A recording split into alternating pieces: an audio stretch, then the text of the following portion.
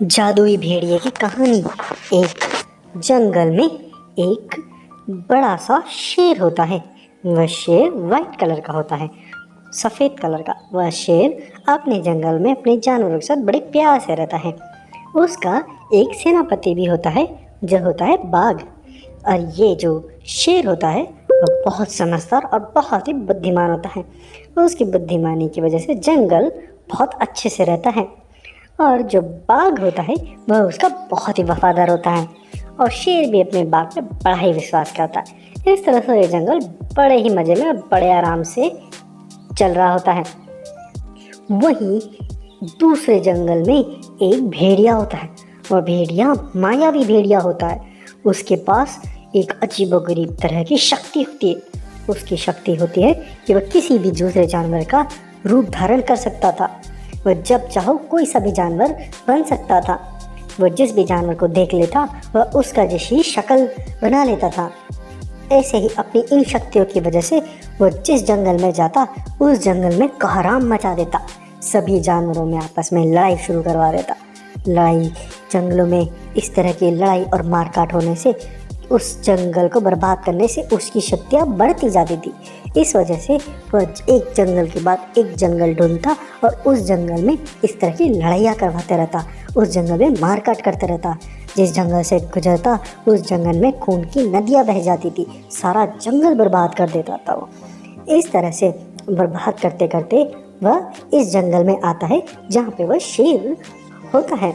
वह देखता है कि अरे ये जंगल बड़ा ही फल फूल रहा है।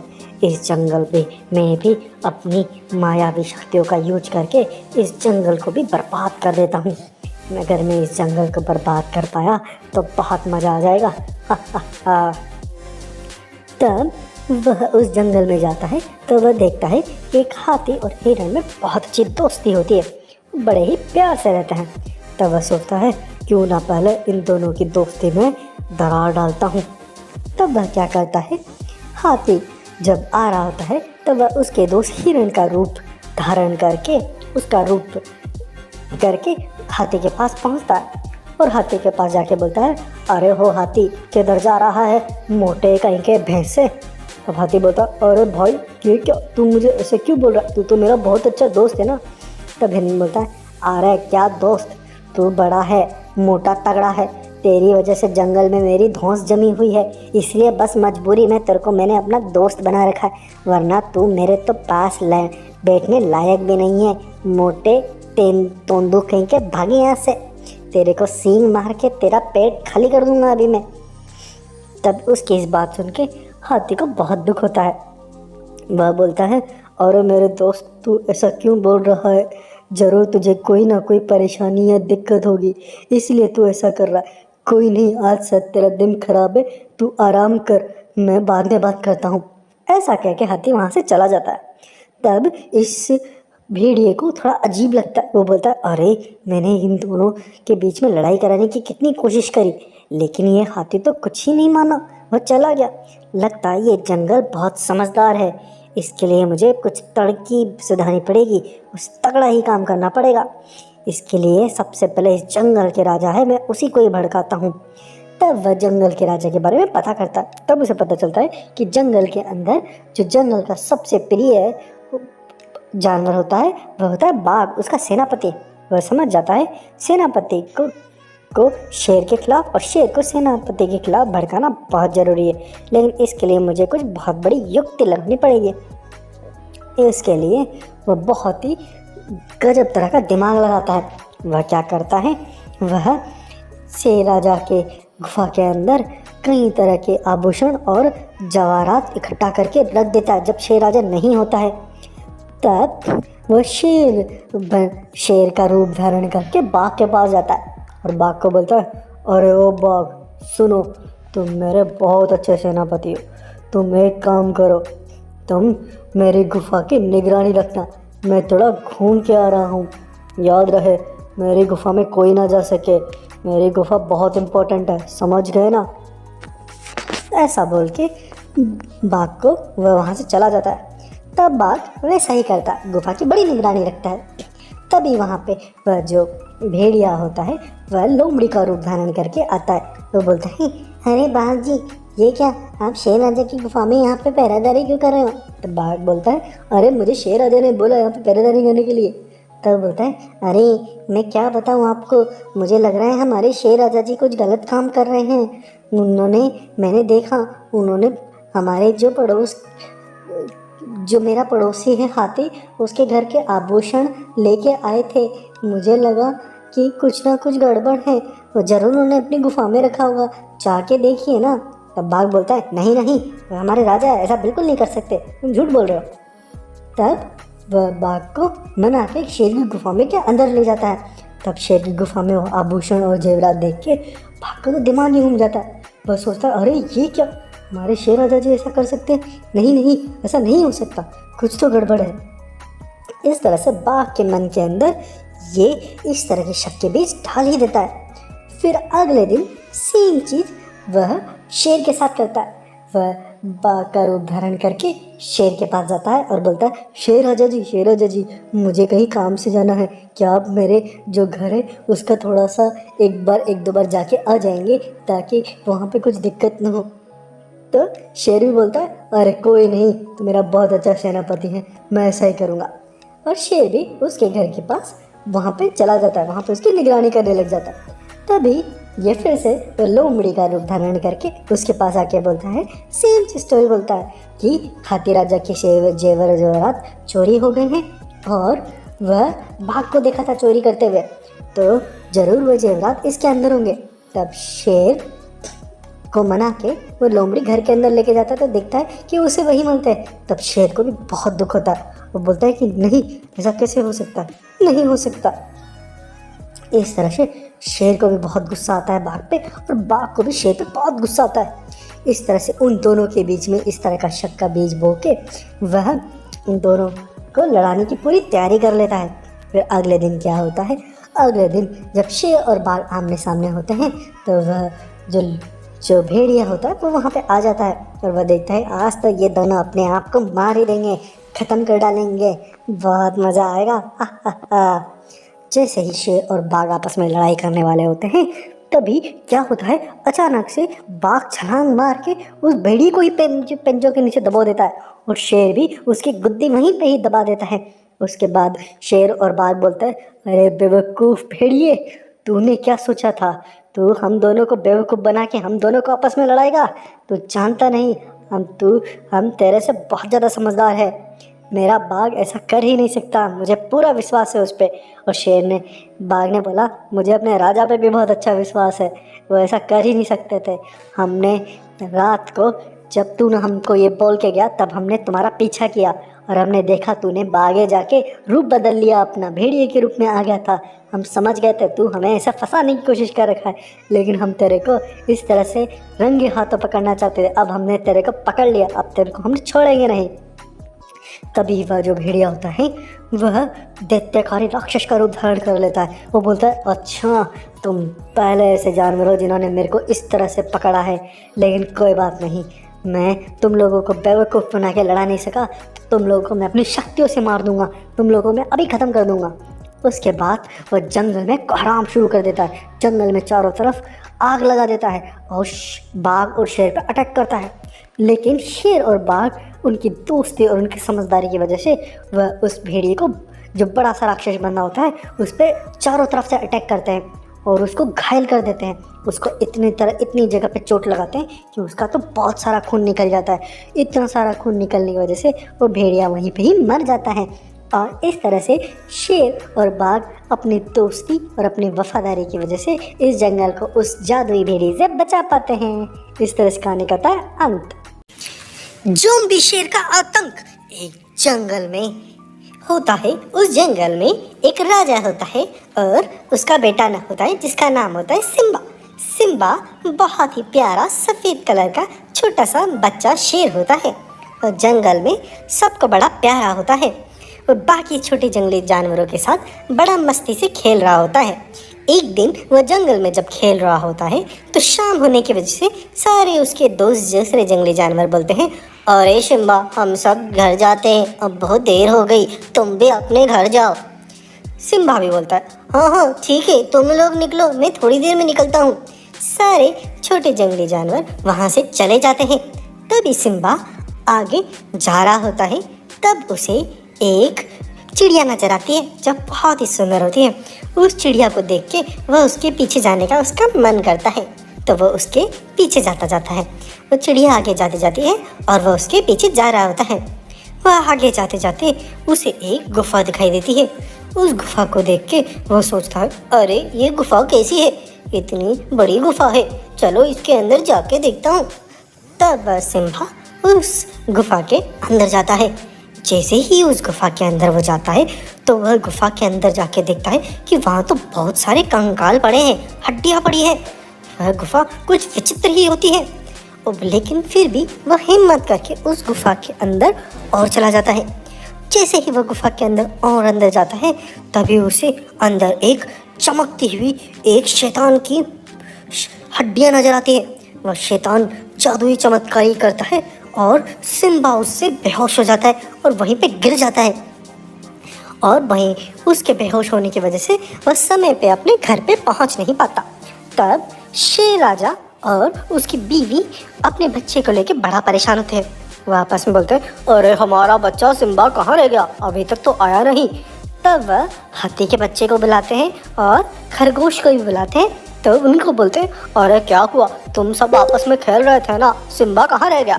तब हाथी का बच्चा बोलता है, अरे हम तो खेल के बहुत पहले ही आ गए और सिम्बा ने बोला था वो थोड़ी देर में निकलेगा, वह जरूर वहीं पे ही होगा, चलो चलो उसे ढूंढने निकलते हैं। तब सारे जंगली जानवर सिम्बा को ढूंढने निकल जाते हैं। सब लोग सिम्बा को ढूंढते रहते हैं लेकिन सिम्बा मिलता ही नहीं है। तो रानी बड़ा परेशान होती है, बहुत दुखी होती है। वो बोलती है, देखो मेरे बच्चे को कहीं से भी लेके आओ, तुमको लेके आना पड़ेगा, मेरा बच्चा प्यारा छोटा सा है। तभी हाथी सिम्बा को अपने पीठ पे बैठा के लेके आ रहा होता है। हाथी जब उसे लेके आता है तो शेर और शेरनी को दिल में तसल्ली आती है। लेकिन हाथी बोलता है, अरे शेर राजा जी देखिए ना, सिम्बा बेहोश पड़े थे एक गुफा के पास, मैं इनको उठा के लेके आया हूँ, इनको जगाइए आप। तब वह सिम्बा को पकड़ते हैं तो सिम्बा को होश आता है। तब वो बोलते हैं, अरे सिम्बा बेटा क्या हुआ। सिम्बा बोलता है, अरे मुझे कुछ याद नहीं, क्या हुआ, मैं बस बेहोश पड़ा हुआ था। उसके बाद वो लोग सिम्बा को ले जाके अपनी गुफा में आराम करने लग जाते हैं। ऐसे ही कुछ दिन बीतते हैं। फिर एक दिन क्या होता है, जंगल में कोहरा मच जाता है। जहाँ देखो जो जानवर मरा पड़ा हुआ नजर आता है, खूनम खान खा रहा होता है, जंगल में बहुत ही विनाश हो रहा होता है। ये बात सारे जंगली जानवर देखते हैं तो सबकी तो रूह कांप जाती है। सब लोग राजा के पास आते हैं। राजा के पास बोलते हैं, अरे राजा जी देखिए ना, जंगल में पता नहीं कौन आया है, उसने तो जंगल में तहलका मचा दिया है, जानवरों की लाशों को उल्टा टाँग दिया है, इधर उधर फेंक दिया है, बहुत ही आतंक फैला हुआ है, कौन ये कर रहा है कुछ पता ही नहीं चल रहा। शेर राजा भी जब इसको देखता है तो बहुत चिंतित होता है। वो बोलता है, जरूर ये कोई ना कोई बाहर वाले जानवर का काम है, हमें अब निगरानी करनी पड़ेगी, हमारे जंगल का ध्यान रखना पड़ेगा, कोई बाहर से आके इस तरह का आतंक कर रहा है, हमें उसे जरूर से जरूर सजा देनी पड़ेगी। ये काम वह रात को ही कर रहा है क्योंकि दिन में तो उसके कोई नामो निशान नहीं है, रात को इस तरह का आतंक कर रहा है। इस तरह से रात को इस चीज़ के लिए बाघ को निगरानी के लिए रखा जाता है। बाघ पूरी रात को निगरानी करता है, लेकिन जैसे ही सुबह होती है तब बाघ भी एकदम बहुत घायल पड़ा हुआ नजर आता है। तब बाघ से पूछा जाता है, अरे बाघ क्या हुआ, तुम इतना घायल कैसे हुए। तब बाघ बोलता है, अरे मुझे पता नहीं, पीछे से कोई आया और मुझे उसने लपेट दिया और मेरे को तो कुछ मौका ही नहीं मिला कुछ सोचने समझने का, उससे पहले ही मेरा ये हाल कर दिया, मैं बहुत घायल हो गया हूँ। उसके बाद इस चीज़ से जंगल में बहुत ही परेशानी आ रही होती है। तभी सारे जंगली जानवर बोलते हैं, अरे हमारे कुंवर सिम्बा जी तो ठीक है ना, कहाँ है वो। तभी शेरनी बोलती है, वो गुफा में सो रहा है। सब बोलते हैं, ठीक है, उन्हें सोने देते हैं। फिर उसी रात को क्या होता है कि शेरनी को प्यास लगती है। शेरनी बोलती है, शेर राजा जी मैं नदी के किनारे पानी पी के आती हूँ, आप यहीं पे आराम करिए।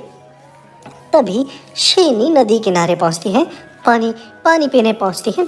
उसके बाद अगले दिन सुबह वह शेर जागता है तो वह देखता है कि रानी अभी तक आई नहीं है। तब वह नदी के किनारे जाके देखता है तो रानी भी वहाँ पे लहूलुहान और घायल अवस्था में पड़ी होती है। तब उसके बाद सारे जंगली जानवर वहाँ इकट्ठे हो जाते हैं। शेरनी से पूछते हैं, शेरनी शेरनी जी क्या हुआ आपको कैसे हुआ?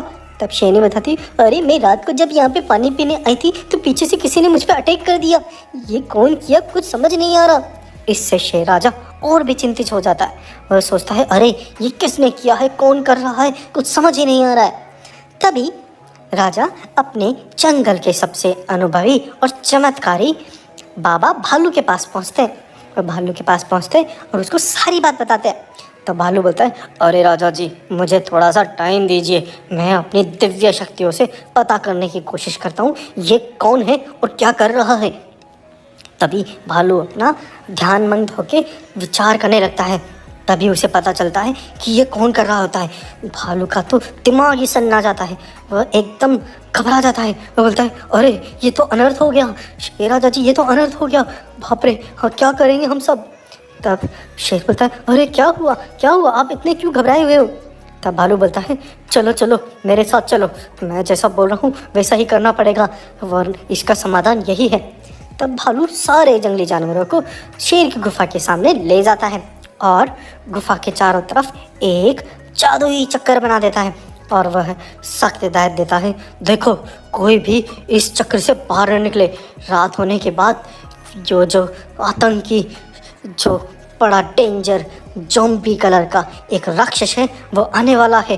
वो जब तक हम इस घेरे के अंदर रहेंगे वो ज़ॉम्बी कुछ नहीं कर पाएगा।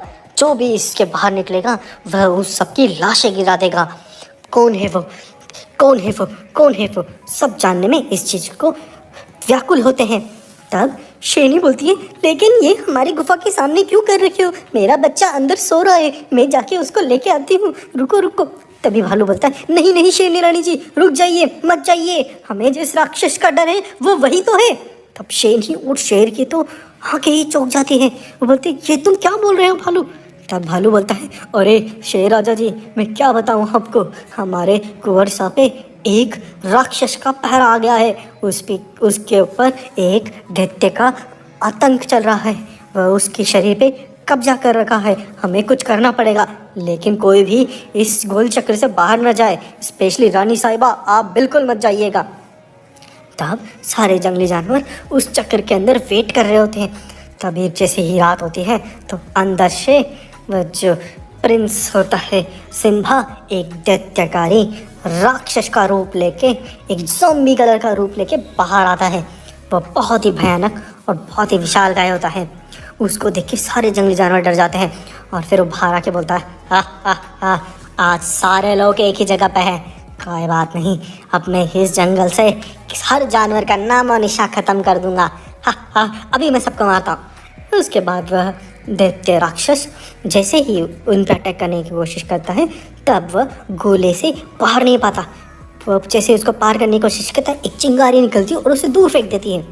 इससे वह एकदम घबरा जाता है।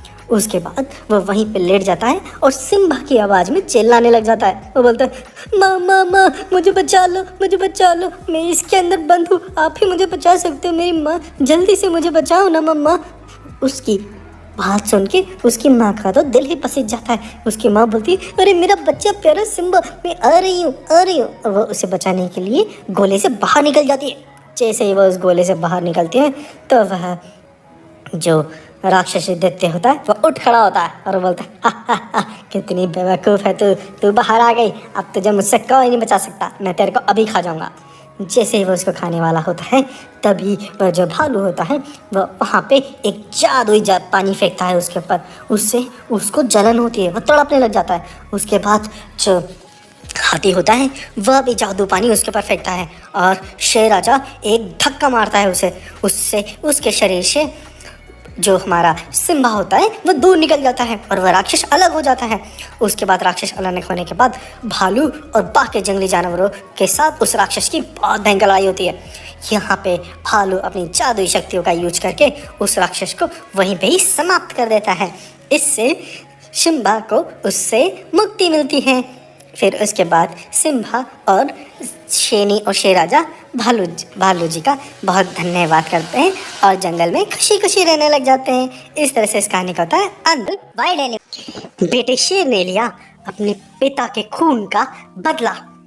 एक जंगल में एक शेरनी और उसका बेटा शिम्बा होता है। वह जंगल में घूम रहे होते हैं, तभी उन्हें किसी के आने की आहट सुनाई देती है। तभी उसकी माँ बोलती है, अरे बेटा जल्दी से चलो, जल्दी भागो यहाँ से, गुफा में घुस जाओ अपनी। और वो चुपके से गुफा में घुस जाते हैं। उसकी माँ को पता चल जाता है कि एक बहुत बड़ी सेना टाइगरों की और शेरों की उधर से गुजर रही होती है, तो अपने बच्चे को दुबका के वहाँ पे छिपा देती है। जैसे ही वह सेना उधर से चली जाती है, तब उसकी माँ के अंदर सांस में सांस आती है। तब वो बोलती है, अरे बेटा सांस में सांस है, बेटा देखो तुम हमें बच के रहना चाहिए, जंगल में हमें छुप छुपा के रहना चाहिए, हम हमेशा ऐसे ही अपनी ज़िंदगी बिताएंगे। तब वो जो सिम्बा होता है वो बोलता है, माँ हम क्यों ऐसे छुप के अपनी ज़िंदगी जी रहे, हमें भी तो आज़ादी से खुल के जीना चाहिए ना, हम क्यों ऐसे जी रहे हैं माँ, बताओ ना। माँ उसे कोई जवाब नहीं देती और माँ शिकार करने के लिए चली जाती है। तभी वह बच्चा अपनी गुफा के अंदर ऐसे ही घूम रहा होता है बड़ा गुस्सा करके। तभी उसे एक संदूक छुपा हुआ नजर आता है। तब वो उस संदूक को बाहर निकालता है। वो देखता, अरे ये कौन सा संदूक है, मेरी माँ जरूर रात को इस कोने में आती है और यहाँ पे कुछ कुछ करती रहती थी। अच्छा, वही संदूक को ही खोलती थी और इसमें कुछ कुछ देखती रहती थी। तभी वह संदूक को खोलती है, तब उसमें उसे कुछ निशानियाँ मिलती है। वह उसे लगता है कि ये तो मेरे पिताजी की निशानियाँ हैं। और वहाँ पे एक मणि भी मिलती है। वह मणि बड़ी जादुई होती है। मैं देखता है, अरे ये मणि कौन सी है, ये तो एकदम जादुई टाइप की मणि लग रही है, क्या है ये, समझ ही नहीं आ रहा मुझे। तब वह उस मणि को बाहर निकाल देता है। तभी थोड़ी देर के बाद उसकी माँ वहाँ पे आ जाती है। तो माँ देखती है कि अरे ये क्या बेटा, तुमने इस मणि को बाहर निकाल लिया उससे। तो बोलता है, माँ ये मणि इतनी चमक क्यों रही है और ये मणि का क्या राज है, मुझे बताओ तो सही, और आप ये क्यों बार बार इसको देखते रहते हो। तब वह बताती है, अरे बेटा मैं तेरे को क्या बताऊँ, बहुत पुरानी बात है, मैं तुझे बताती हूँ। तब अपने बच्चे को पुरानी स्टोरी सुनाती है। वह बताती है कि बेटा हम एक जंगल था हमारा जिसका नाम था रामपुर। तो शेर बच्चा बोलता है, अरे माँ रामपुर तो पास में ही है ना हमारा जंगल। तब हम पुरानी स्टोरी में जाते हैं। रामपुर नाम के जंगल के अंदर एक शेर होता है।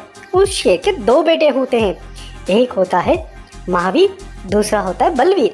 दोनों बड़े अच्छे दो भाई होते हैं, दोनों में बहुत अच्छी बनती है। जो महावीर होता है और बलवीर, तो जो महावीर होता है वह बड़ा ही अच्छा होता है, उसकी एक बीवी होती है और उसका एक बच्चा भी होता है। और जो बलवीर होता है उसके 5 बेटे होते हैं। वह पेटती 5 बेटे बड़े धूर्त और दुष्ट किस्म के होते हैं।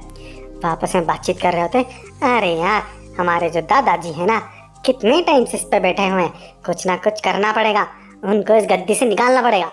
तब उनमें से एक बोलता है, हाँ एक काम करते हैं, उनको स्लो पॉइजन दे देते हैं, धीरे धीरे मर जाएंगे, उसके बाद तो हमारे पिता ही बड़े हैं, उन्हीं को राजगद्दी मिलेगी, फिर कुछ टाइम के बाद हमारे पिता को भी साइड लाइन कर देंगे और हम फिर भाई मिलके इस पूरे जंगल पर राज करेंगे, तहलका मचा देंगे, इस जंगल को पूरा बर्बाद कर देंगे। हाँ। इस तरह के षड्यंत्र को वो लोग रचा रहे होते हैं। फिर एक दिन उस राजा के खाने में वो लोग कुछ जहर मिला देते हैं। वह जहर खाने से जो राजा होता है वो वैसे ही बूढ़ा होता है और जहर खाने के बाद उसे बेचैनी महसूस होती है। उसे पता चल जाता है कि अब उसका आखिरी दिन आ चुका है। लेकिन वह जो राजा दादा होता है उसे पता होता है कि उसके जो वो 5 पुत्र हैं वो बड़े धूर्त और दुष्ट हैं। अगर वो लोग इस जंगल पे आधिपत्य मचा लिए तो इस जंगल को तहस नहस और बर्बाद कर देंगे।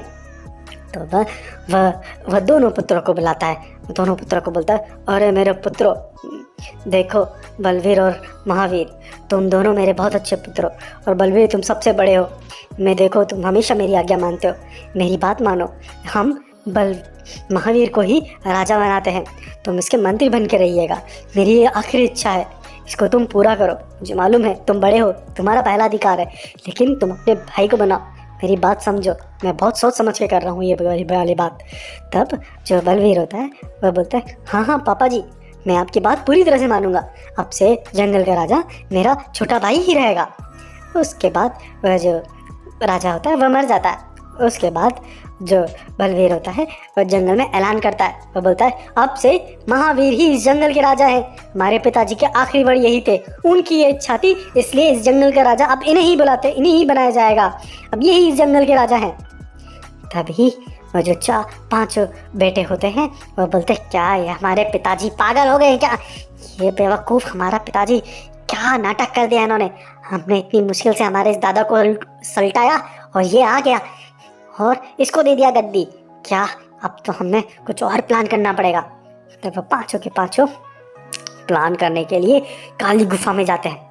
वो काली गुफा में जाके वहाँ पे दानव से मिलते हैं। उस दानव को बोलते हैं अरे वो दानव सुन, तेरा खाना पीना बढ़िया हम सेट कर देंगे, तू हमें शक्तियाँ दे दे खूब सारी।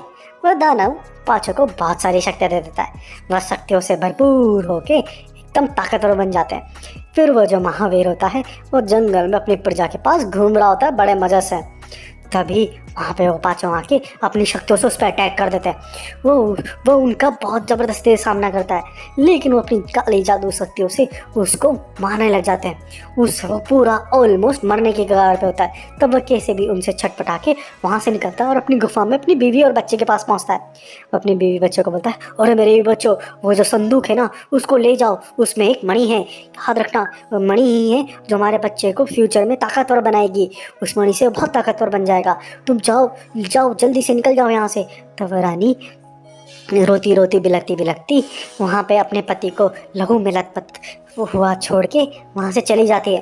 तभी वहाँ पे वो पांचों शेर फिर से आ जाते हैं और वह उसको शेर को मार देते हैं और अपने पिता को वह लोग कैद कर लेते हैं। इसके बाद तो जंगल पे उनका कहराम ही शुरू हो जाता है। वह लोग अपनी जादुई शक्तियों से हर किसी जानवर पर अटैक करते हैं, उसको बेतहाशा मारते रहते हैं। वह सारे जंगली जानवरों को सबक सिखाने के लिए बहुत सारे जानवरों को उल्टा भी टांग देते हैं और खून कर देते हैं। इसके बाद तो जंगल पे एकदम आतंक ही आतंक फैल जाता है। इस तरह से उनका आतंक बहुत भयंकर फैला हुआ रहता है। अब आते हैं हम आज की बात पे। माँ जब सारी बात अपने बच्चे को बताती है तो उस बच्चे को बहुत गुस्सा आता है। बोलता है माँ मैं अपने पिताजी का बदला लिए बगैर छोड़ूंगा नहीं, मैं उनको अब नहीं छोड़ूंगा, चलो माँ हम अभी से लड़ते हैं उनसे। तभी वो बोलती नहीं बेटा अभी रुको, कुछ दिनों बाद तुम हो जाओगे 5 साल के, 5 साल के बाद तुम पूरे वयस्क शेर बन जाओगे। उसके बाद ये मणि तुम्हारे लायक हो जाएगी, तुम इस मणि से शक्तियाँ ले लेना। उसके बाद तुम उन पांचों से लड़ पाओगे क्योंकि उन पांचों के पास मायावी शक्तियाँ हैं। तुम इस मणि से शक्तियाँ लोगे तुम उनसे सामना कर पाओगे। तब वो बोलता है हाँ माँ मैं बिल्कुल ऐसा ही करूँगा। उसके बाद कुछ दिनों के बाद जब वह 5 साल का हो जाता है तब वह मणि की तपस्या करता है और मणि का आह्वान करता है। मणि को बोलता है ए मणि मुझे सारी शक्तियाँ दे दे।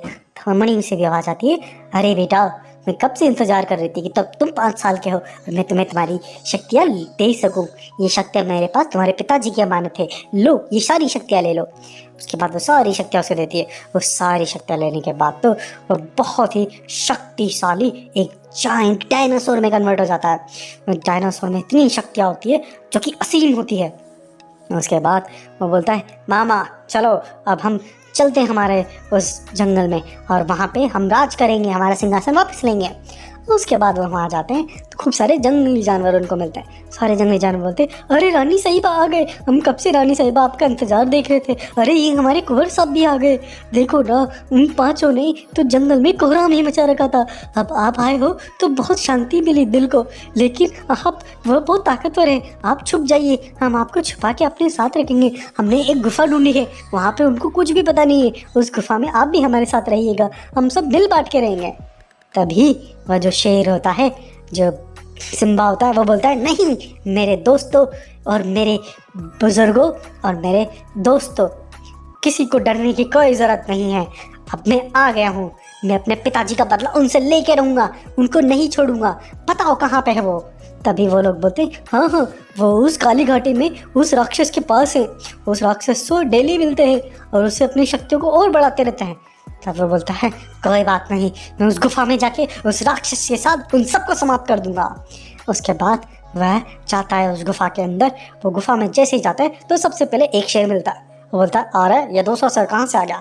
वो जैसे ही सोचने वाला होता है तभी शंबा उसको एक पंजा देके वहीं ख़त्म कर देता है। उसके बाद वह अंदर जाता है, तब से चारों शेर और वह राक्षस भी दिखाई देता है। वह सब मिल के बोलते हैं अरे ये कौन है। बोलते हैं अरे तू कौन है, यहाँ कहाँ से आ गया।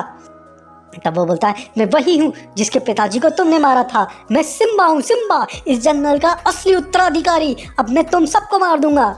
तब सब लोग भी अपनी जादुई शक्तियों से वापस से बड़े सारे जानवर में कन्वर्ट हो जाते हैं। वो राक्षस भी वापस सब मिलके वो सिम्बा पर अटैक करने लग जाते हैं। सिम्बा शुरुआत में तो उनका सामना कर नहीं पाता, वह हिलता डुलता है, लेकिन वो भी वापस से दैत्यकारी डायनासोर में कन्वर्ट हो जाता है। उसके बाद वो उनसे सबसे लड़ाई करने लग जाता है और धीरे धीरे करके सभी शेरों को तो मार ही देता है। लास्ट में राक्षस बचता है। राक्षस बोलता है, अरे तू मुझसे बचेगा नहीं, मैं तेरे को छोड़ूंगा नहीं, मैं तेरे को खा जाऊंगा। तब राक्षस भी उससे खूब लड़ाई होती है, बहुत भयंकर लड़ाई होती है। इसमें सिम्बा को बहुत घायल होता है, लेकिन अंत में जाके सिम्बा उस पर विजय प्राप्त करता है और वह राक्षस को भी समाप्त कर देता है। इसके बाद सबको मारने के बाद वापस अपने जंगल आता है और अपनी माँ से बोलता है, माँ माँ देखो ना, मैंने अपने पिताजी का बदला ले लिया, ये रहे 5 लोग और ये रहा वो राक्षस, टाक दो इसको उन सबको उल्टा।